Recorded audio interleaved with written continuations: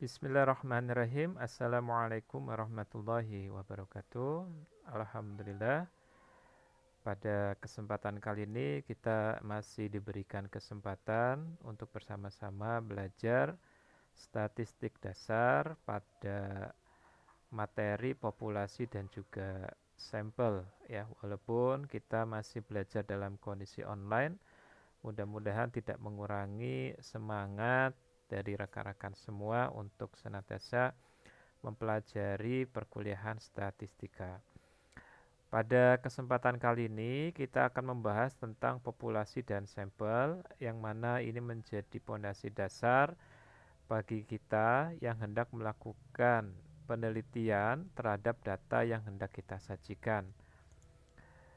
Tujuan dari perkuliahan ini pertama, mahasiswa mampu memahami tahapan penelitian eksperimen dan mahasiswa mengetahui perbedaan populasi serta sampel karena ini akan menjadi fondasi dasar dalam kita menggunakan formula atau rumus-rumus yang kita gunakan untuk mengolah data yang kita dapatkan. Ya. Kemudian ya mampu menyebutkan teknik sampling yang digunakan. Ya, jadi dalam penelitian nanti teknik sampling yang hendak digunakan itu apa saja. Pertama, kita pahami dulu perbedaan antara populasi dan sampel. Apa itu populasi, apa itu sampel? Ya, sedikit pernah disinggung di pertemuan sebelumnya ya. Di saat kita menggunakan formula Excel untuk mengelola data yang kita miliki, di sana ada rumus untuk menyelesaikan data berdasarkan populasi dan juga sampel. Ya. Nah, kita pahami dulu apa itu populasi. Populasi adalah keseluruhan individu atau objek yang diteliti ya, serta memiliki beberapa karakteristik yang sama. Nah, ini disebut dengan populasi. Populasi memiliki variasi atau sebaran yang luas. Nah, dalam penelitian ya, penelitian eksperimen membutuhkan populasi yang relatif homogen.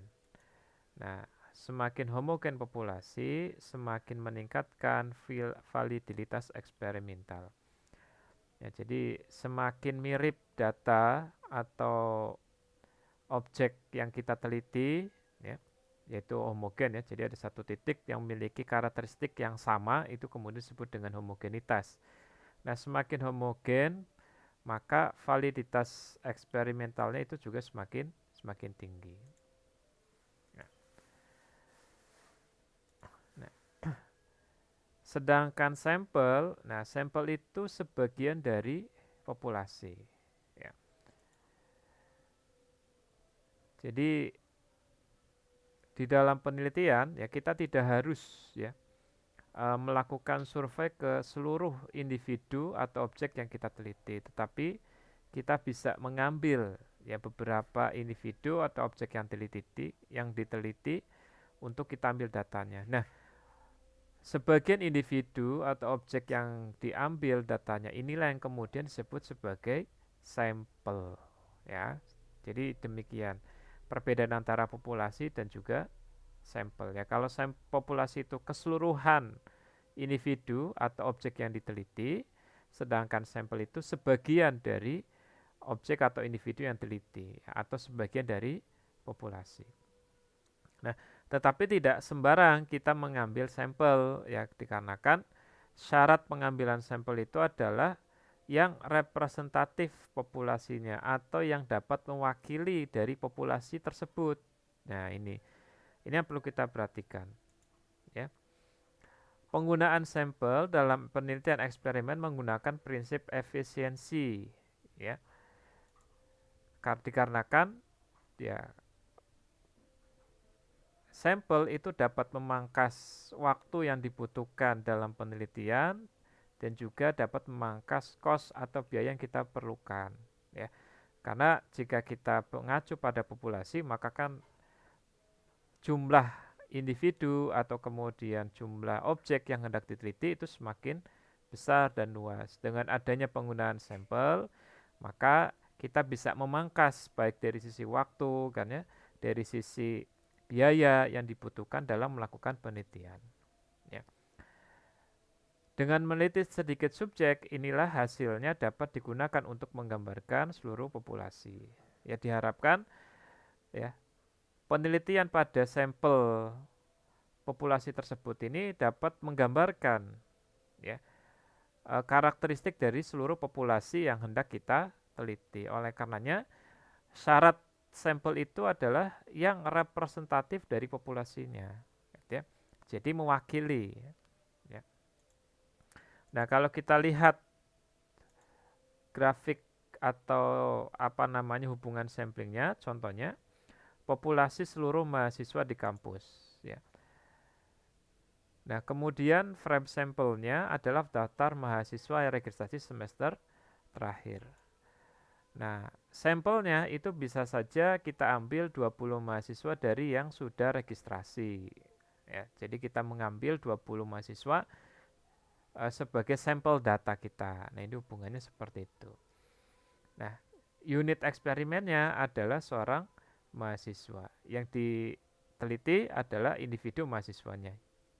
Nah, ini hubungan sampling demikian ya. Jadi kalau populasi itu maka seluruh mahasiswa di kampus, ya kemudian frame sampelnya adalah daftar mahasiswa yang registrasi semester terakhir, ya karena tidak semua mahasiswa itu kemudian melakukan registrasi. Kemudian sampel datanya yang kita ambil, ya bisa 20 mahasiswa dari yang sudah registrasi. Dan unit eksperimennya itu adalah seorang mahasiswa. Nah, kerepresentatifan sampel, seberapa jauh sebuah sampel itu mewakili populasinya. Nah, maka bisa dilihat dari apakah sampel tersebut ya identik atau karakteristiknya mewakili populasi. Ya, jadi yang dimaksud dengan kerepresentatifan itu adalah kecenderungan sampel yang mendekati keadaan identik populasi. Nah, apa saja yang mempengaruhinya? Pertama, ya, adanya homogenitas populasi. Tadi disebutkan homogenitas itu adalah satu titik di mana tiap subjek eksperimen itu memiliki karakteristik yang sama. Nah, itu disebut dengan homogenitas. Semakin homogen berarti datanya itu semakin homogen berarti tingkat validasinya semakin tinggi. Ya, karena mirip kan demikian. Jadi ini akan mempengaruhi apakah sampel yang kita ambil itu ya mewakili ya dari populasi yang kita teliti atau tidak. Nah, gitu. Kemudian yang kedua adalah jumlah sampel yang dipilih. Nah, ya, jadi apakah kemudian kalau kita lihat contoh di sini 20 mahasiswa itu bisa mewakili atau tidak? Nah, ini tergantung ya. Jadi jumlah sampel yang kita ambil itu mempengaruhi dari apakah data yang dihasilkan itu representatif atau tidak. Nah, demikian. Ya, makanya dalam mengambil jumlah sampel itu tidak sembarangan. Nanti ada kaidah-kaidah yang perlu kita ikuti. Kemudian banyaknya karakteristik subjek. Dan terakhir adalah adekuasitas teknik pengambilan sampel. Ya, jadi teknik pengambilan sampel yang kita gunakan itu seperti apa. Ini juga akan mempengaruhi apakah sampel yang kita ambil, yang kita gunakan sebagai sumber datanya, ini representatif pada penelitian tersebut atau tidak. Oke, kita bahas satu persatu. Nah, homogenitas populasi. Nah, pertama bisa dilihat dari aspek tempat geografis, ya, aspek tempat yang kemudian merupakan wilayah atau tempat subjek penelitian bertempat tinggal. Nah, ini uh, aspek yang mempengaruhi homogenitas, ya. Jadi ya, yang hendak kita periksa itu mana kan ya? Tempat tinggalnya sama atau tidak, berasal dari daerah yang sama atau tidak, kan seperti itu. Kemudian bisa dilihat dari aspek subjeknya, bisa dari jenis kelamin, umur, rasnya, pendidikan, kepribadian, sejarah kehidupan, dan intelijensi. Ya, misal kalau kita bicara penelitian elektabilitas seorang pemimpin. Nah, berapa persen? Nah, apakah kemudian data yang dihasilkan itu valid atau tidak? Nah, maka tergantung kan ya, kualitasnya dilihat dari homogenitas populasinya. Misal ya, yang diwawancarai pendidikannya apa ya?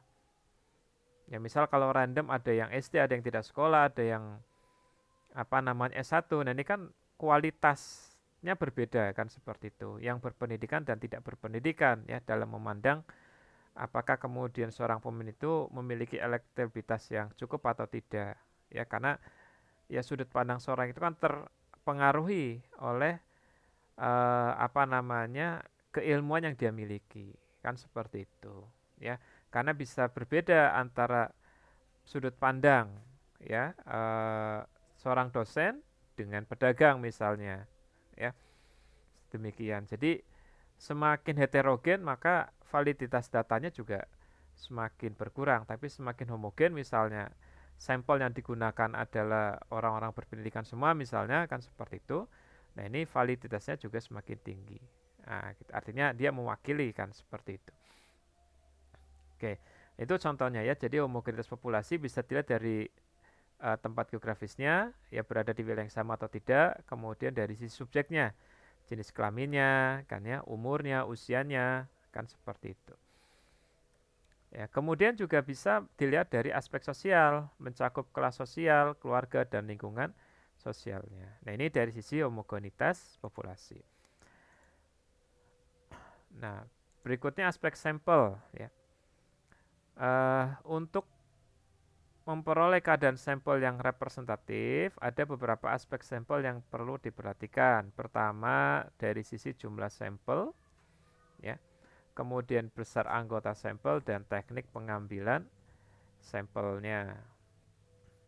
Nah, pertama jumlah sampel. Ya, jumlah sampel adalah banyaknya kelompok sampel yang dibutuhkan dalam suatu eksperimen. Jumlah sampel ini ditentukan oleh desain eksperimennya. Oke. Kemudian yang kedua besar anggota sampel. Peneliti menentukan berapa besar anggota sampel yang akan diambil dari populasi. Ya, besar anggota sampel eksperimen tidak ditentukan besarnya populasi, tetapi oleh kekuatan pengaruh perlakuan dari studi sebelumnya. Semakin besar power of effect diperlukan sampel yang relatif sedikit. Semakin lemah dibutuhkan sampel yang relatif banyak. Nah, bagaimana menentukan sampel? Nah, ada beberapa kaidah atau pendekatan yang bisa kita gunakan. Ya. Pertama, kita bisa menggunakan rumus Lovin. Ya, rumus Lovin yaitu n kecil sama dengan n besar dibagi n besar dikalikan d pangkat 2 ditambah 1. Ya. Dengan keterangan n kecil itu adalah sampel, jumlah sampel yang perlu kita ambil, kemudian n besar itu adalah jumlah populasi, dan D adalah nilai presisi. Ya, nilai presisi itu adalah persentase, ya persentase kevalidan data. Ya bisa 1%, 5% atau 10%. Nah, seperti itu. Atau tingkat, maaf, ya nilai presisi itu ya tadi nilai presisi tingkat kevalidan ya 95%, 90% atau 99%. Ya. Atau nilai kesalahan, tingkat kesalahan yang kita kehendaki dari sampel tersebut, ya. Ya dimulai 1%, 5% dan 10%. Nah, seperti itu. Nah, contoh perhitungannya misal jumlah populasi adalah 125, ya. Dan tingkat kesalahan yang dikehendaki adalah 5%. Nah, maka jumlah sampel yang digunakan adalah N kecil, ya maaf salah ketulis ini, N kecil sama dengan N besar, N besarnya itu 125, ya. Nah, saya pakai lighter dulu. Ya, N besarnya 125, ya. Dibagi N besar, nah 125 dikalikan tingkat kesalahan yang kita kendaki. Ya, tingkat kesalahannya mau berapa persen? Ya 1%, 5%, 10%. Ya misal 5% di contoh soal ini, nah, kita konversikan dalam bentuk desimal yaitu 0,05 yang dipangkatkan 2, ya, kemudian tambah 1. Ya, maka hasil akhirnya 95,23. Nah, karena 23 ini di bawah 0,5, maka kita bulatkan ke bawah menjadi 95. Sehingga ya sampel yang kita butuhkan untuk mewakili dari populasi yang 125 ini dengan tingkat kesalahan 5% itu adalah 95 orang. Nah, demikian ya. Oke, kemudian ada pendekatan formula Jacob-Cohen ya dalam Suharsimi Arikunto 2010-19. Sampel itu didapatkan L dibagi F pangkat 2 ditambah U tambah 1. Ya, keterangannya N ukuran sampel, F itu adalah effect size, dan U banyaknya U yang terkait dalam penelitian. Ya, serta L fungsi power dari U ya diperoleh dari tabel. Ya, jadi harus melihat tabel. Ya, atau kita bisa menggunakan tabel yang sudah disediakan. Ya, ini biasa digunakan oleh para peneliti ya. Tabelnya dengan tingkat kesalahan 1%, 5% dan 10%. Ya, sehingga tidak perlu kita hitung lagi. Ya, misal cara penggunaannya ya populasi yang hendak kita teliti ada 300 ya 300. Nah, maka jika kita hendak meneliti dengan tingkat kesalahan 1%, berapa sampel yang kita butuhkan? Nah, sampel yang kita butuhkan itu 207 ya. Jika tingkat kesalahannya adalah 10%, maka sampelnya adalah 143. Nah, ini cara menentukan sampel ya berdasarkan tabel yang kita miliki. Nah, kemudian teknik sampling ya. Ada beberapa teknik sampling. Pertama, ada probability sampling, yaitu teknik pengambilan sampel yang memberikan peluang yang sama kepada setiap anggota populasi untuk menjadi sampel. Ya. Nah, teknik ini terbagi menjadi beberapa macam. Pertama ada simple random sampling, kemudian ada systematic sampling, kemudian ada proportionate stratified random sampling, kemudian disproportionate stratified random sampling, dan juga cluster sampling. Oke, kita bahas satu persatu. Pertama ada simple random sampling, yaitu teknik yang paling sederhana. Yaitu sampel diambil secara acak tanpa memperhatikan tingkatan yang ada dalam populasi. Jadi kita random aja ya. Ya. Ya, contoh kita bisa bagi Google Form sebagai teknik pengambilan data ya, random kita bagikan siapapun yang mengisi kemudian itu menjadikan sumber data kita. Nah, ini termasuk ke dalam random sampling. Ya, contoh misalnya populasi adalah siswa sekolah dasar negeri 20 Jakarta yang jumlahnya 500 ya. Jumlah sampel yang ditentukan berdasarkan tabel, ya tabel yang tadi, ya misal kita hendak mengambil 5% tingkat kesalahannya, maka sampel yang diperlukan itu adalah 205. Nah, jumlah 205 ini selanjutnya kita mengambil secara acak tanpa memperhatikan kelas, apakah dia kelas 1, 2, 3, 4, 5, 6, atau usianya berapa dan jenis kelaminnya apa. Nah, ini disebut dengan teknik simple random sampling. Ya, jadi pokoknya 205 ini terpenuhi saja. Ya entah itu dia laki-laki, perempuan, kayaknya kelas 1, kelas 2, kelas 3, kelas 4, nggak masalah. Nanti ya. Jadi kita ngacak ngambilnya. Ini namanya simple random sampling. Kemudian ada sampling sistematis. Yaitu teknik sampling yang menggunakan nomor urut dari populasi baik yang berdasarkan nomor yang ditetapkan sendiri oleh peneliti maupun nomor identitas ya. Ya, jadi kalau yang pertama itu kita ngacak, kalau yang ini ya sampling sistematis kita urutkan terlebih dahulu ya, kemudian kita ambil sampelnya. Contoh, akan diambil sampel dari populasi karyawan yang berjumlah 125. Nah, maka kita urutkan dulu karyawan ini ya, bisa berdasarkan absensi kan ya atau yang lainnya. Pokoknya datanya diurutkan. Atau berdasarkan umur ya tergantung peneliti ya. Nah, selanjutnya peneliti menentukan sampel yang diambil itu berdasarkan apa? Nomor genap, nomor ganjil, ya.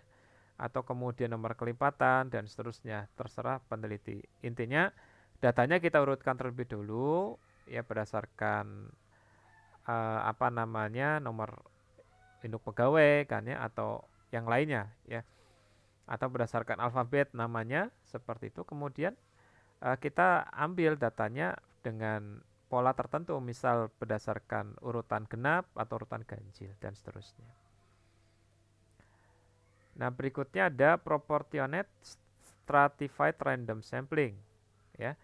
Nah, ini tekniknya hampir sama dengan simple random sampling, hanya saja penentuan sampelnya memperhatikan tingkatan yang ada dalam populasi. Nah, contoh misalnya populasi yang kita teliti adalah karyawan PT XYZ, jumlahnya 125. Nah, berdasarkan rumus Lovin, ya kalau tadi kita menggunakan tabel Isaac, kita pakai rumus Lovin. Tingkat kesalahan 5% yang kita ambil, maka sampel yang kita perlukan adalah 95 karyawan. Nah, populasinya sendiri ada 3 bagian ya, karena perusahaan kan ada banyak departemen ya. Ada marketing, produksi, dan penjualan, di mana di marketing itu ada 15 orang, produksi 75, dan penjualan 35 orang. Ya. Teknik ini harus memperhatikan ya tingkatannya kan seperti itu. Kemudian kita ambil sampling berdasarkan tingkatan tersebut ya. Dengan cara ya kita melakukan perhitungan yaitu populasi kelas dibagi dengan jumlah populasi keseluruhan kemudian dikalikan banyak sampel yang ditentukan ya sehingga kalau kita perhatikan marketing tadi jumlah orangnya 15 ya. Kemudian kita bagi jumlah seluruh karyawan ada 125 orang. Ya selanjutnya kita kalikan dengan jumlah sampel yang kita butuhkan yaitu 95. Maka kita dapatkan untuk di marketing sampel yang dibutuhkan itu adalah 11 orang ya. Nah, berikutnya produksi sama ya dan juga penjualan. Ya, sehingga kalau kita jumlahkan hasilnya tetap yaitu 95 sampel, tetapi apa namanya? Pada tiap tingkatannya ya tergantung karena jumlah populasi yang dimiliki. Nah, seperti itu. Nah, kapan teknik ini digunakan? Teknik ini umumnya digunakan pada populasi yang heterogen, misalnya ketik heterogen atau tidak sejenis ya. Yang dalam hal ini berbeda dalam bidang kerja ya sehingga besaran sampel pada masing-masing strata atau kelompok diambil secara proporsional. Oke.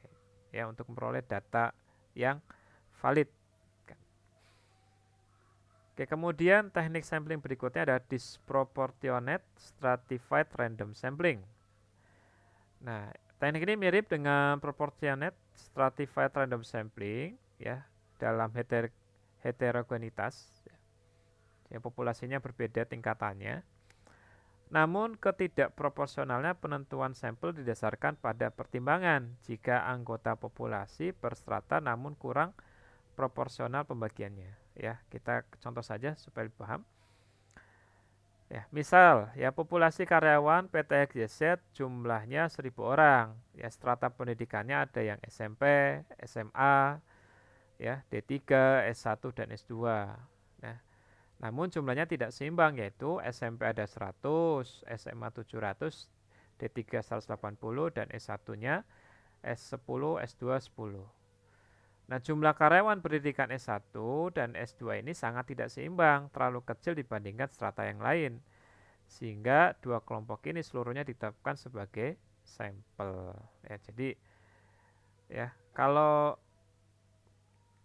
proportionate ya, itu kita mengambil jumlah proporsional kan ya, berdasarkan tiap tingkatan. Nah, kalau disproportionate ini ya ketika ada tingkatan yang kemudian apa namanya tidak sebanding dengan tingkatan yang lainnya, ya tidak proporsional ya. Ya, jadi lihat ya 100, 700, 180 sedangkan S1 10 orang kan ya. Ini kan terlalu timpang, perbedaannya terlalu besar ya sehingga sampel untuk S1 dan S2 itu kita ambil keseluruhan ya bukan perwakilannya. Nah, gitu. Ya. Oke, kemudian cluster sampling ya. Ya, Digunakan jika sumber data atau populasi sangat luas, misalnya penduduk suatu provinsi, kabupaten, atau karena perusahaan yang tersebar di seluruh provinsi. Nah, maka untuk menentukan mana yang jadikan sampelnya, kita tentukan dulu populasi secara random kan ya. Ya.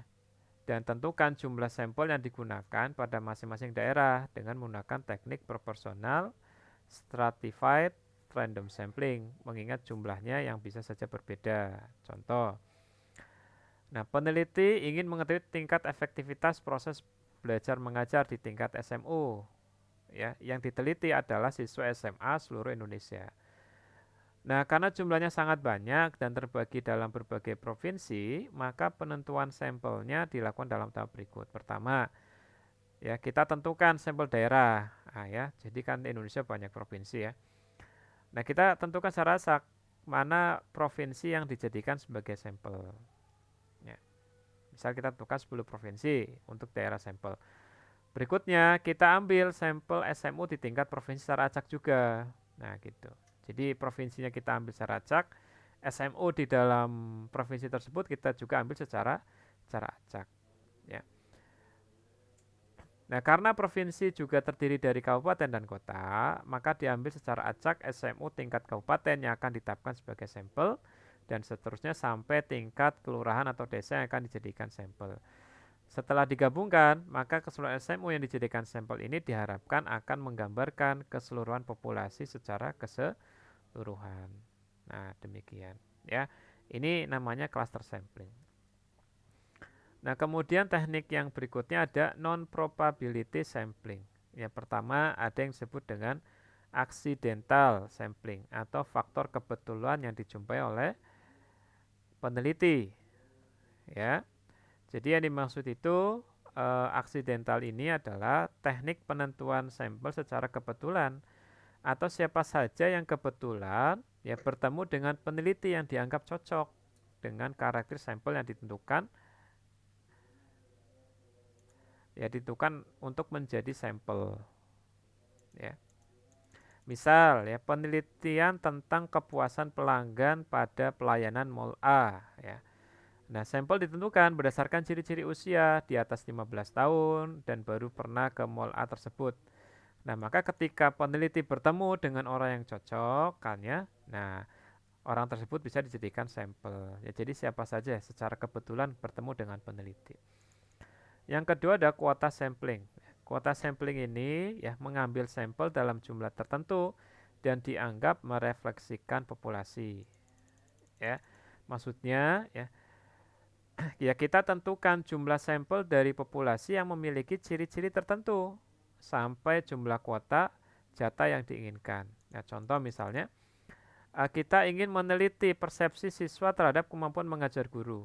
Ya. Jumlah sekolahnya ada 10, maka sampel kuota dapat ditetapkan masing-masing 10 siswa per sekolah. Nah, kita tetapkan kuotanya ya. Ya, ini contohnya ANBK ya, ANBK yang kemudian tahun bulan bulan Oktober kemarin yang kemudian ditetapkan oleh pemerintah ya, oleh Kementerian Pendidikan kan seperti itu. Ini kan mereka mengambil sampel dari sekolah ya secara acak dengan jumlah tertentu ya di kelas 11 baik itu SMK dan SMA ya untuk penilaian sekolah. Nah, ini contoh kuota sampling. Kemudian ada purposive sampling ya, pemilihan sampel sesuai dengan yang dikehendaki ya, kasusnya unik ya. Kemudian infeksi perlu mendalam. Nah,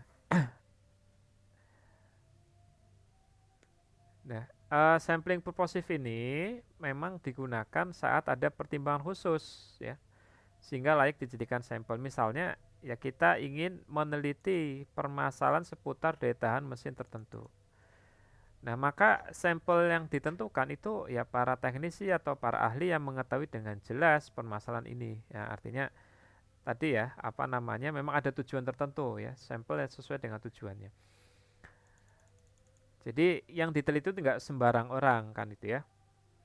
karena sesuai dengan bidang yang hendak kita teliti. Misal kalau kita meneliti tentang ketahanan mesin, ya sampel atau sumber data yang kita pilih adalah orang-orang yang ahli di bidangnya, kan seperti itu. Atau kita ingin meneliti pola pembinaan olahraga renang misalnya, maka sampelnya ya pelatih-pelatih renang yang dianggap memiliki kompetensi di bidang ini, ya. Nah, biasanya teknik ini dilakukan pada penelitian kualitatif, ya, berdasarkan kualitasnya, kan seperti itu. Nah, berikutnya ada snowball ya, sampling, yaitu menentukan subjek yang sesuai dengan kriteria sampel, kemudian meminta subjek tersebut untuk menunjukkan subjek lain yang sesuai dengan kriteria sampel, ya. Maksudnya ya jumlah sampel yang semula kecil kemudian terus membesar, ya. Jadi kita menentukan subjek, ya, satu orang, kemudian satu orang ini ya menunjuk orang yang lain, ya, seperti bola salju, ya, bola salju yang menggelinding, ya, dari kecil kemudian besar besar besar besar, kan, ya. Seperti itu, ya. Contohnya misal kita hendak melakukan penelitian tentang pola peredaran narkoba di wilayah A, misalnya demikian. Nah, sampel pertamanya 5 orang. Nah, kemudian terus berkembang nih pada pihak-pihak lain sehingga sampel atau responden terus berkembang sampai ditemukannya informasi yang menyeluruh atas permasalahan yang teliti. Nah, itu ya. Jadi tadinya awal 5 orang, kemudian 5 orang ini nunjuk ke yang lainnya nih, kan, ya. Efeknya kan sampelnya jadi besar. Nah, ini yang disebut dengan bola salju, ya, sampling bola salju. Yang dimana awalnya sumber datanya kecil, ya, semakin lama data yang kita dapatkan semakin besar sehingga data yang kita dapatkan ini menggambarkan seluruh informasi terkait dengan permasalahan yang kita teliti. Nah, jadi demikian ya teknik-teknik sampling, ya, perbedaan populasi dengan sampel mudah-mudahan bisa memberikan gambaran, ya. Ya, contohnya ketika kita mendapatkan berita, kan, ya, seperti itu. Tingkat kepercayaan rakyat kepada pemerintah misalnya. Oh, perasaan kok saya nggak pernah disurvei, kan, seperti itu. Ya karena memang tidak mensurvei tiap-tiap orang, tiap rumah diketok, kan, ya, untuk kemudian diambil datanya. Tetapi mereka mengambil sampel, kan, ya, secara acak atau kemudian ya tergantung dari teknik sampling yang mereka gunakan seperti itu. Sehingga menghasilkan data yang demikian, ya. Ya tentu saja ya data-data ini ya uh, digunakannya tergantung kepentingannya, kan seperti itu. Nah, baik ya. Dan juga tingkat validasinya tergantung dari sampel yang digunakan. Ya tingkat pendidikannya, kan, ya, kemudian wilayahnya dan seterusnya. Karena bisa saja berbeda antara wilayah A dengan wilayah B tergantung dari perlakuan yang diberikan, kan demikian, ya. Ini memang statistik kan seperti itu. Baik ya, demikian materi tentang populasi serta sampel. Mudah-mudahan bisa dipahami. Jika ada kekurangan mohon maaf. Itu kesan tentang dari saya, seperti itu. Bila ada yang belum jelas atau hendak ditanyakan, silakan ditanyakan via Wapri, ya. Secara Wapri langsung, kan, ya. Kemudian tugas juga jangan lupa untuk dikerjakan dan diselesaikan. Terima kasih. Assalamualaikum warahmatullahi wabarakatuh.